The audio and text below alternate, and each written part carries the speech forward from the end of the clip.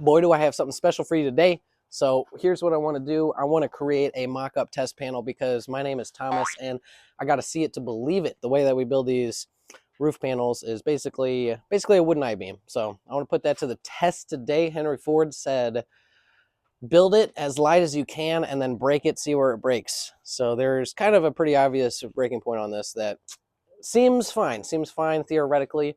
And I just want to put it to the test. Basically, that it's a 14-foot long panel and I only have 8-foot long plywood, so I'm gonna patch that up and we're gonna see what the deflection is. So if I put a bunch of weight in the middle, how much does that bend? This is not urine, this is green tea, by the way.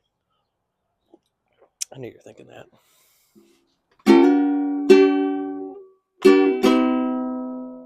This is exact dimensions from my SketchUp plans. So rip all these pieces of plywood down, cut the appropriate angles on them, and nail and screw them all together. Let's go! Montage time!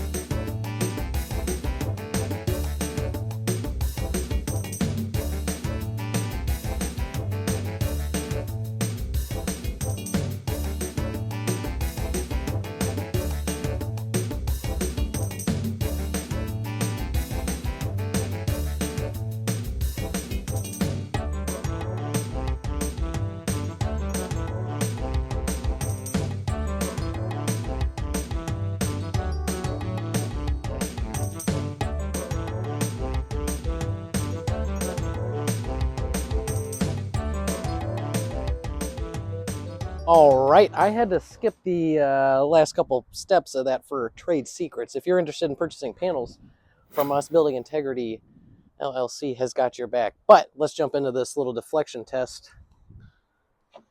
I'm actually really happy with how this turned out, and standing on it, like there is no bounce, really. I mean, it wobbles back and forth. That's because it's just sitting on some plywood. But let's hop into this deflection test. So currently we've got a 154-inch span between the two pieces of plywood with no load. I'm measuring 1 inch and 13/32 right here, right next to the penny. So it's going to be #scientific. And let's put some weight on it.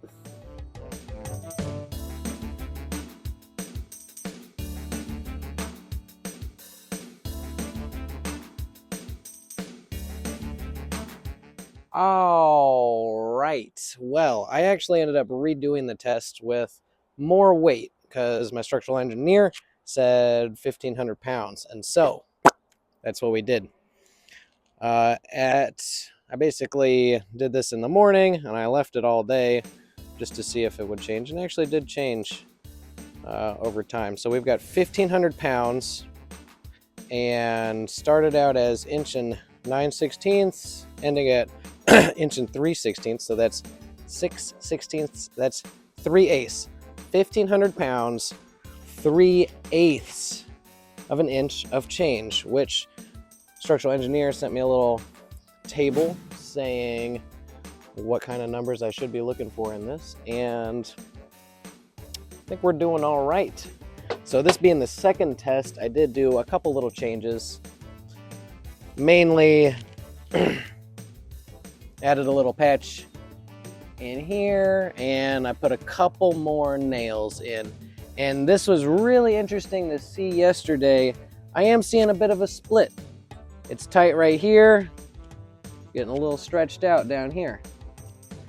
So I think a 2x4 on the inside of this right here would really heal it up. But I mean, this has been sitting with 1,500 pounds on it for like over a day now. So I'm still feeling pretty good about it. Actually, I'm feeling really good about these numbers. I just tested it again, and after over 24 hours of it just sitting there, it did deflect about another 1/8 of an inch. So we are getting about 8/16 of deflection over the course of a day and a half or so with 1,500 pounds, which is more weight than my structural engineer wanted. And here's the kicker. Looking at this chart, I believe he's talking about if this was a 48-inch wide panel. This is only a 14-inch wide panel, and the difference between that, this one that we have right here, right now, is about 2/3. There's going to be one more I-beam in the 48-inch wide version, and so it's going to be stronger. And the fact that what we're doing right here, right now, is already working. We're good. We're good, baby. Just going to rapid fire a couple updates for you. I drew some beams on the drawing on the SketchUp. I also put some posts in every 11 feet because I don't want to have to mess with any crazy long spans. 11-foot span is the longest span anywhere in this building. I contacted the sewer city, or the city sewer and water maintenance or whatever, to ask if they could find, to see if they could send a camera down into the sewer and see if my main sewer has a tap on it. Because this is a vacant lot right now, and it turns out there is a clay tile tap already on the sewer. I might not have to tear the street up, or my plumber might not have to tear the street up. That would be crazy awesome. That would save me a lot of money, honestly. So that's hopeful news. In other news, I'm getting my shop ready.